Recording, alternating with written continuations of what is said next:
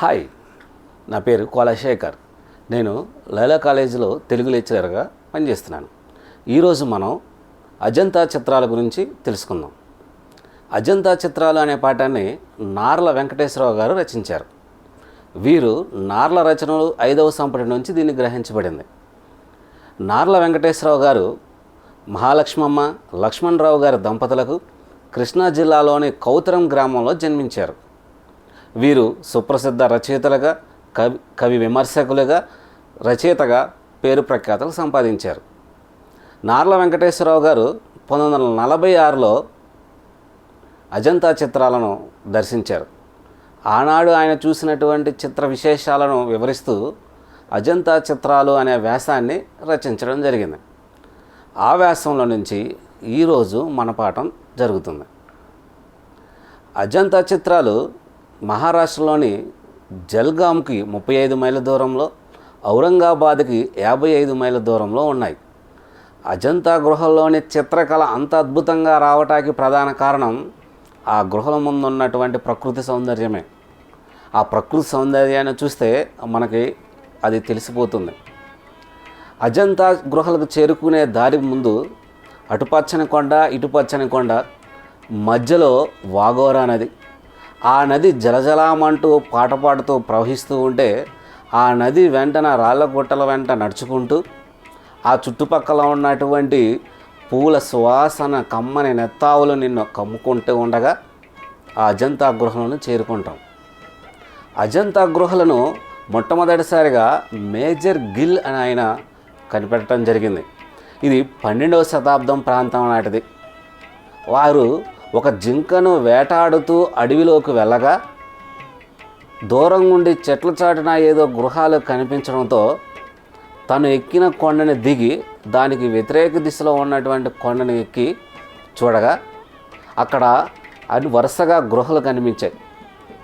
వాటిని అప్పుడు లోకానికి తెలియవచ్చింది.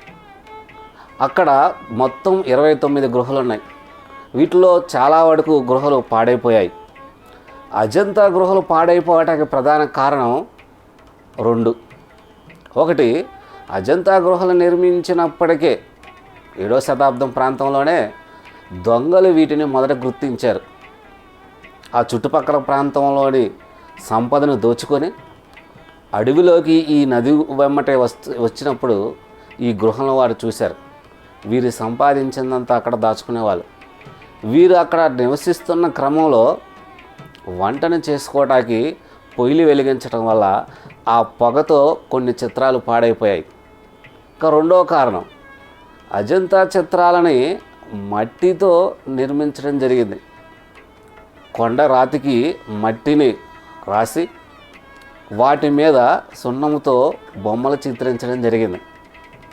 అయితే వర్షాల కారణంగా, తేమ కారణంగా ఆ గుహలకు ఉన్నటువంటి ఆ మట్టి రాలిపోయి చిత్రాలు పాడైపోయాయి. 3వ కారణం, సందర్శకులు. వాటిని చూడటానికి వెళ్ళినటువంటి సందర్శకులు తమ పేర్లు శాశ్వతంగా ఉండాలనేటువంటి చిరు ఆశతో గోరులతో లేదా పెన్నులతో వాటి మీద వాళ్ళ పేరులను లిఖించడం జరిగింది. దాంతో అజంతా చిత్రాలు పాడైపోయాయి. ఈ 3 కారణాల వల్ల అజంతా చిత్రాలు పాడయ్యాయి. అజంతా చిత్రాలు మన చారిత్రక సంపదకు నిదర్శనాలు. ఈరోజు మనం చూస్తున్నటువంటి చిత్రకళను మించినటువంటి చిత్రాలు అజంతా చిత్రాల్లో కనిపిస్తున్నాయి. ఈరోజు మనం భారతీయ చిత్రకళా వైభవాన్ని తెలియజేయటం కోసం అజంతా చిత్రాల పాఠాన్ని నార్ల వెంకటేశ్వరరావు గారు మనకి అందించారు.